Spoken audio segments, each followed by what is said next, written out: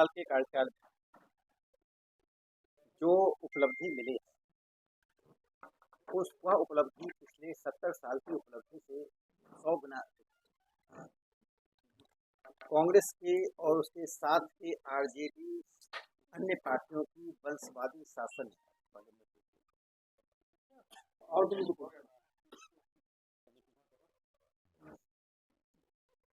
प्रधानमंत्री श्री नरेंद्र मोदी जी के नेतृत्व में जो 9 साल में उपलब्धि मिली वह पिछले दशकों की सभी उपलब्धियों से 100 गुना अधिक इसलिए है।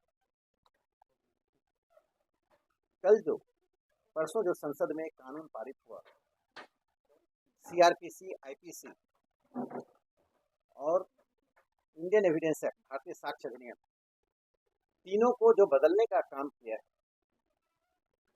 वह दिखाता है कि जो औपनिवेशिक विरासत और औपनिवेशिक दास्ता थी उसका प्रधानमंत्री नरेंद्र मोदी ने अंत कर दिया। ये तीनों कानून में आश्चर्य की बात है कि इंडियन एविडेंस एक्ट, भारतीय साक्ष्य अधिनियम में ब्रिटिश राजा, ब्रिटिश रानी, लंदन गजट, ब्रिटेन के न्यायालयों का हवाला दिया गया था और हम स्वतंत्र देश में हम साम्राज्यवादियों के द्वारा बनाए कानून चल रहे हैं। दूसरा जो सबसे महत्वपूर्ण उपलब्धि है जिसे विकसित भारत संकल्प यात्रा में हम लगातार देख रहे हैं कि महिलाओं के सशक्तिकरण से लेकर किसानों की समृद्धि तक यह यात्रा है। कभी भी भारत के किसानों के बारे में कोई भी सरकार ठोस रूप से कोई निर्णय न लिया था, न उनके बारे में सोचा था। महिलाओं को शौचालय से लेकर उनकी तमाम प्रकार की सुविधाओं और सम्मान की बात कही गई है। तो जो राष्ट्रीय जनता दल, कांग्रेस, डीएमके, ऐसी पार्टियां जो वंशवादी पार्टियां हैं, प्रधानमंत्री नरेंद्र मोदी जी ने देश से वंशवाद को समाप्त करने का एक संकल्प किया है और इस संकल्प में ही देश की जनता का सशक्तिकरण हो, गरीबी रेखा से इस देश को मुक्ति मिले। पहली बार ऐसा हुआ है, जो ब्रिटेन हम पर राज करता था वह ब्रिटेन उनको जागृत नहीं करना, जोड़ना और जागृत करना, और जागरूकता के साथ देश में विकास का वातावरण बने, जातिवादी और सांप्रदायिक राजनीति, वंशवादी राजनीति का अंत।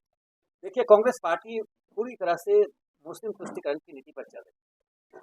हिजाब का प्रश्न, महिलाओं को स्वाधीनता का प्रश्न, इस देश में संविधान के तहत शिक्षण संस्थाओं में एक प्रकार के गणवेश होने की आवश्यकता है। पहले ही 2 प्रकार के ड्रेस देकर आप लोगों में विभाजन पैदा करते हैं। तो मुझे लगता है कांग्रेस पार्टी सिर्फ वोट की राजनीति करने के लिए देश की पंथ निरपेक्षता को तार तार कर रही है और मुझे लगता है कि कर्नाटक ही नहीं, पूरे देश की जनता इसका जवाब देगी। उनका ये आंतरिक मामला है, उसे किसी प्रधानमंत्री बनाए, किसी राष्ट्रपति बनाए और कौन सी महत्वाकांक्षा है। लेकिन मैं इतना जानता हूँ कि मुंगेरी लाल के हसीन सपने से लोकतंत्र नहीं चल रहा। जो दायित्व तो इस सरकार को मिली है, जनता दल यू और आरजेडी के कार्यकर्ता बता दें क्या इस दायित्व का निर्वाह कर रहे हैं? क्या जंगल राज 2 वापस नहीं आ गया? आए दिन हत्या, डकैती, फिरौती मांगना और शराब माफिया का राज चलना। आज पुलिस स्टेशनों पर पुलिस अधिकारी का शासन नहीं चल रहा है, शराब माफिया का राज चल रहा है।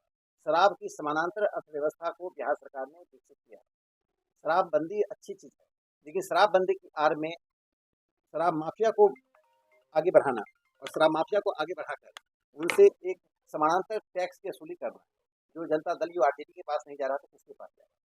धारा 370 हटने के बाद ही 5 जवान शहीद हो गए। आप लोग तो दावा करते हैं कि आतंकवाद करीब करीब खत्म हो गया, तो फिर शहीद कैसे हो गए? देखिए, जम्मू कश्मीर में लगातार 7 दशकों से आतंकवाद के मानवाधिकार की चिंता की, लोगों के अधिकार की चिंता नहीं की और आतंकवादियों को पाला पोसा गया।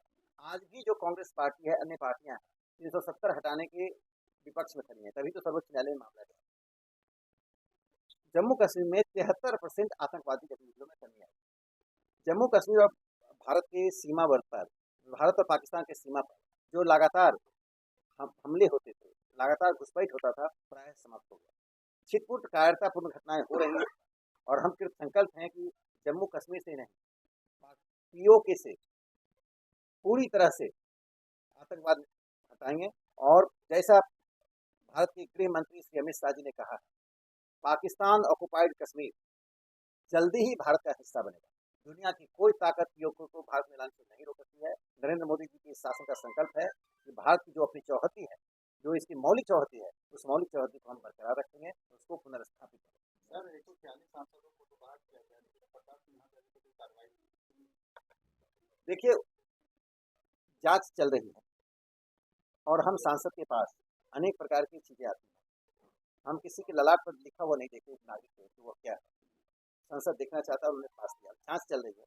और प्रताप सिन्हा का की पृष्ठभूमि और प्रताप सिन्हा का सार्वजनिक जीवन वो पत्रकारिता से ही आया, सबको मालूम है, इसलिए वो तो जांच चल रही है। लेकिन 146 सांसदों को जो निकाला गया, मैं एक यूरोप के चिंतक को उद्धृत करता हूँ। उन्होंने कहा था कि यदि 99 लोग भी एक आदमी की आवाज को प्रतिरोधित कर रहे हैं, 99 लोगों को पार कर रहे हैं। संसद के भीतर 0 आवर, शून्यकाल, प्रश्नकाल, ये सरकार से सवाल पूछा जाता है और जनता की भावनाओं को, जनता की अपेक्षाओं को, जनता की मांगों को सरकार के सामने रखा जाता है, विपक्ष से बाधित कर दिया।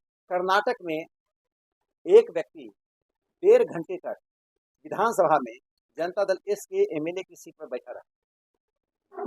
उस पर खड़गे और राहुल गांधी कुछ नहीं बोले। एक अवैध रूप से व्यक्ति जो विधायक नहीं था, 3 जांच की प्रक्रियाओं को पार करके बैठा रहा और इस मामले में संसद की कार्रवाई को उन्होंने को बाधित किया। जो महत्वपूर्ण विधेयक पास हुआ, जम्मू कश्मीर में शेड्यूल